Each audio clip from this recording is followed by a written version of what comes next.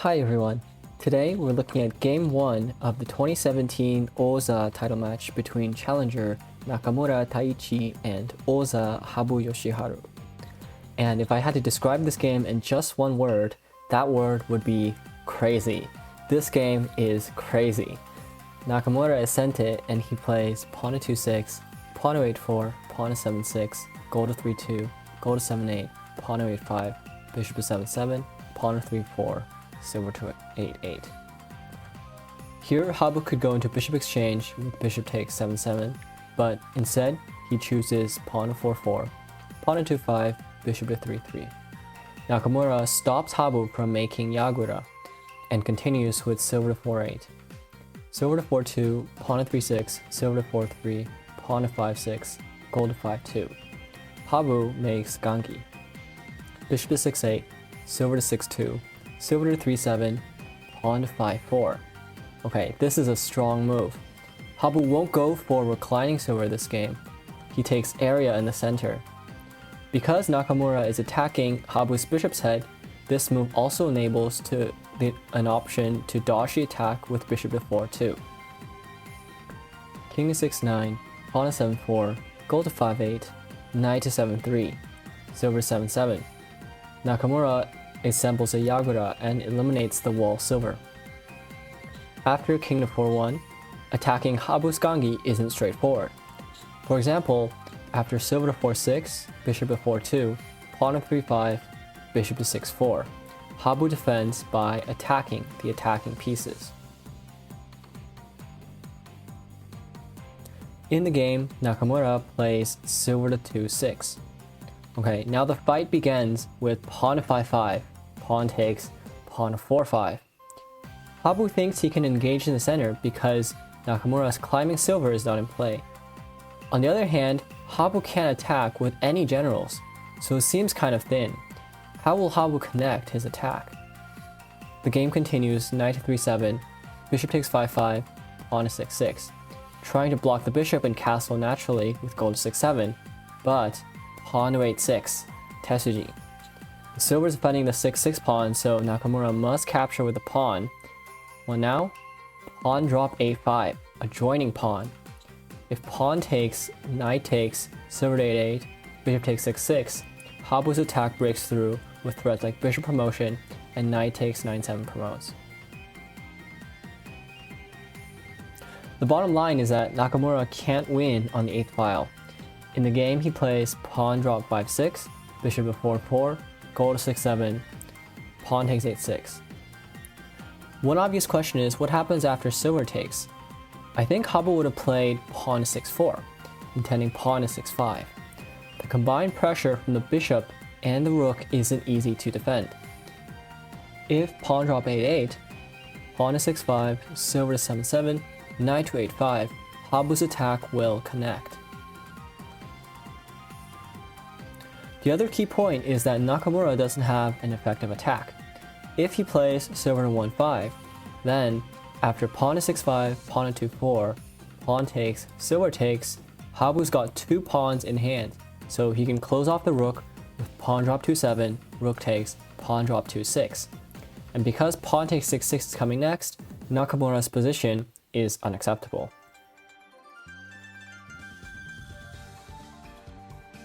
So in the game, Nakamura doesn't take this pawn, he plays pawn drop 8-8, but Habu anyways plays pawn to 6-4, and Nakamura begins exchanging some pawns. Pawn to 2-4, pawn takes, pawn to 4-6, pawn takes, bishop takes, pawn drop 4-5, bishop takes 2-4, pawn drop 2-3, bishop to 6-8. After this sequence, Nakamura has spent his turn to get two pawns in hand. But now Habu attacks with pawn to 6-5. Wow, how could this be?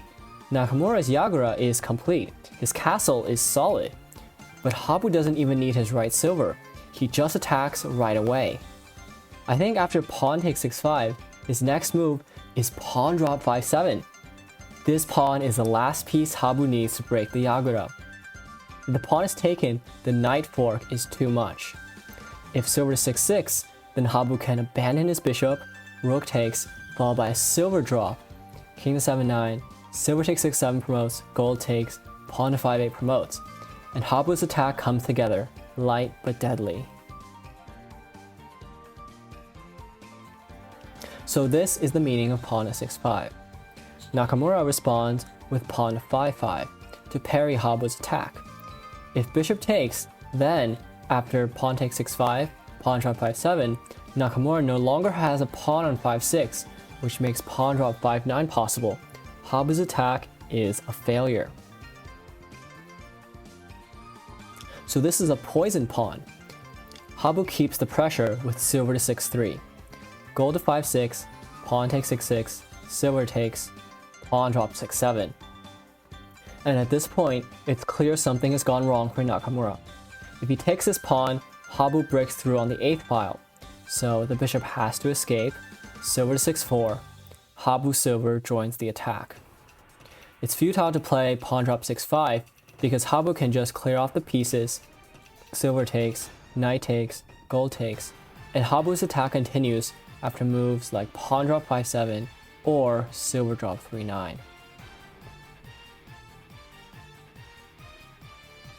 Okay, so Habu's attack is unstoppable. Nakamura chooses knight to 7-7, but Habu makes a decision with pawn to 7-5, pawn drop 6-5, pawn takes 7-6, pawn takes 6-4, pawn takes 7-7 promotes, silver takes, knight drop 6-5, silver to 7-6, bishop takes 2-6, rook takes, and pawn drop 5-7. Habu sacrifices his bishop for a knight, but his pressure against the head of Nakamura's king is unbearable. Right now he's making a threat made by silver drop 5-8, so Nakamura plays gold takes 6-7. And Habu plays an unexpected move, silver drop 5-8. The problem with this move is that Nakamura's king escapes up the board. Actually, Habu could have selected several winning options. Pawn drop 7-7 looks good, but I think the clearest way is pawn drop 7-5. Silver takes 6-5, knight takes, gold takes, pawn to a7 promotes, and Habu closes in on the king. If bishop takes 5-7, then taking to 7-7 creates moves like rook promotion and silver drop 5-6. This wins decisively for Habu. Anyway, the game continues with silver drop 5-8, king to 6-8, silver takes gold, king takes, pawn a7 promotes. Nakamura takes with pawn, Habu has pawn drop 7-5. So, in the game, Nakamura takes with silver. Okay, Habu naturally plays gold drop 7-7, king to 6-6, gold takes 8-7. But out of nowhere, pawn drop 4-4. The flow of Habu's attack has chased Nakamura's king from 6-9 to 6-6. In the endgame, defense alone is not enough. Sensing this opportunity, Nakamura plays this pawn to weaken Habu's castle. Habu finds rook to 8-6, king to 7-5, pawn drop 7-2, a threat mate. If pawn takes 4-3 promotes, rook to 8-5, king to 7-4 loses to silver drop 8-3, and king to 6-6, silver drop 7-5, king to 6-7, gold to 7-7 is another mate. So Nakamura's king is in danger, not to mention his gold is also threatened. His next move defends everything. Bishop drops 6-7. And it becomes clear that Habu has misplayed his attack.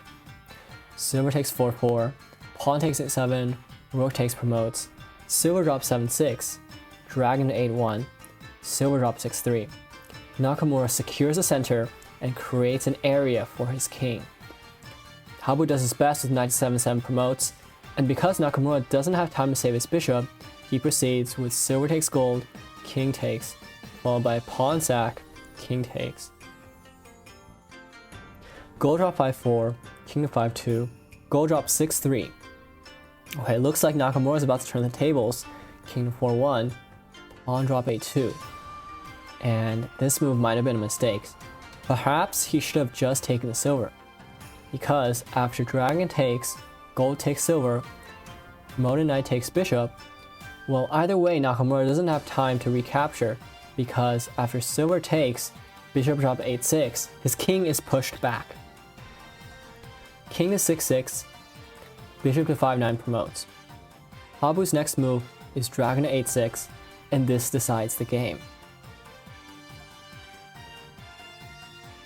Even so, it's no problem. Nakamura calmly plays king to 6-4, and with 4 generals controlling the area, his king is safe, right? Well, with a dragon on 8-1, Nakamura's king would have survived.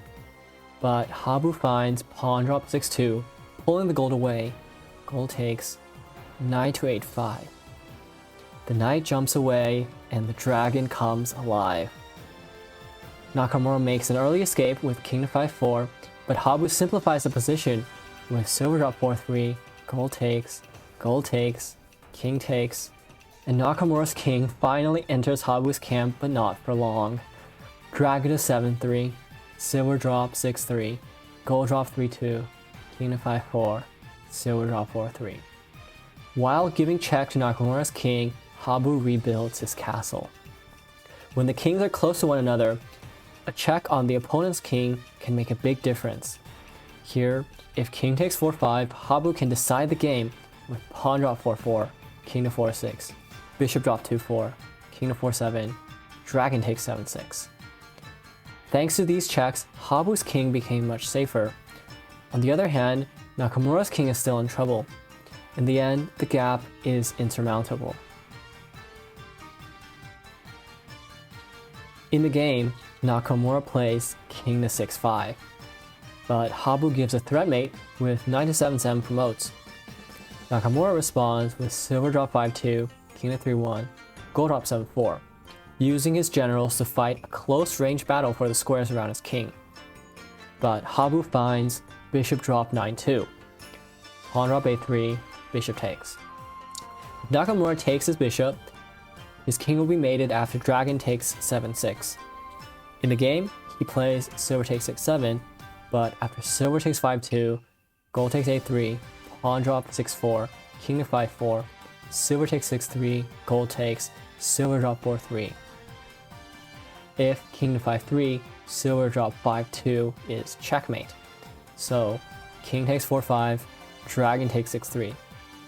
Habu is threatening Nakamura's generals, but there's no good way for Nakamura to save them. He plays the more important move, an early escape, but Habu closes in with promoted knight takes silver, pawn drop 2-2. Well, if Habu takes his pawn, it only invites more trouble after pawn drop 2-4, pawn takes, pawn drop 2-3, gold takes, knight drop 1-5.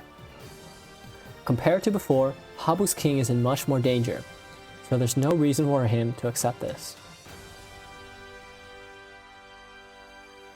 Actually, the pawn by itself is mostly harmless, so Habu calmly ignores it with dragon takes a3. Nakamura takes a knight, king takes, and drops a silver. But Habu plays another key move, silver drop 4-4, threatening silver drop 3-5 while ensuring his king's safety. Silver takes 3-2, silver takes, bishop drop 7-1. Nakamura defends the threat of silver drop 3-5, but now silver drop 3-3 is a great defense that prevents Nakamura from making an effective attack. Pawn drop 2-2, king takes, pawn drop 2-4. And here, even after pawn takes, Nakamura doesn't have enough attacking power to continue. For example, after pawn drop 2-3, silver takes, knight drop 1-5, silver to 3-2, Habu's king survives. But okay, Habu clearly has many winning moves. In the game, he plays the direct silver drop 3-8, a simple threat mate of gold drop 4-7. And after pawn takes 2-3 promotes, silver takes, pawn drop 4-8, death is knocking on the door of Nakamura's king, and Habu only needs to find the killing blow. Well, how about pawn drop 2-5? If rook takes, then Habu can further improve his king's safety with pawn drop 2-4. If knight takes, Habu could drop a pawn, gold takes, and clear the pieces. Silver takes, king takes, pawn drop 4-4. If king to 5-6, then Habu can give mate with dragon to 8-6, king takes 6-7, gold drop 7-7, king takes 5-7, gold drop 6-7. Checkmate. On the other hand, after king to 4-6, Habu has a straight line to victory. Gold drop 4-5, king to 3-7, gold drop 2-7, rook takes, silver takes promotes, king takes, rook drop 2-9, forking the king and the bishop. I think if Habu played like this, he would have won.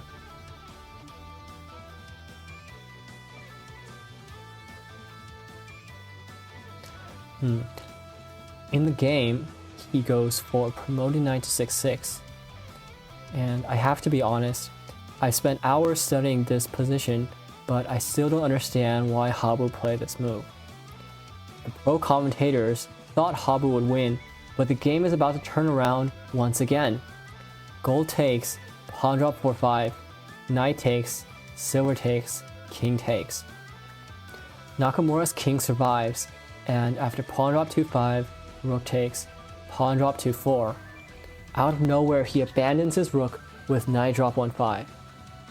It's possible that Habu didn't expect this move. He gives a check, king to 5-6, then takes the rook. But after knight takes 2-3 promotes, king takes, pawn drop 2-4, Habu's king is in trouble.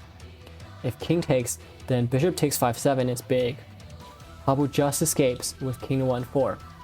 But Nakamura goes all or nothing with knight drop 2-6, pawn takes, knight drop 3-7, closing off the escape route for Habu's king. Habu defends with silver takes 2-4, but Nakamura finds a threat mate with bishop takes 4-4 promotes. For example, after pawn to 2-7 promotes, silver drop 1-5.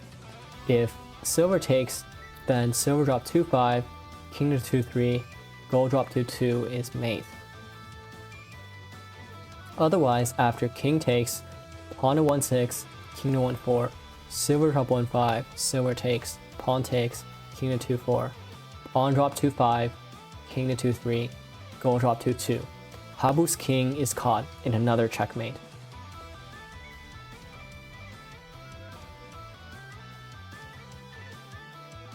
In the game, Habu defends with gold drop 3-3. Nakamura doesn't back down. He encircles Habu's king with gold drop 2-2. If Habu takes the horse, Nakamura can play silver drop 1-5, king takes, pawn to 1-6, king to 1-4, pawn to 1-5, silver takes, silver drop 2-5, checkmate. In the game, Habu plays gold drop 2-5, but after silver drop 1-6, his king has no escape, and it's game over.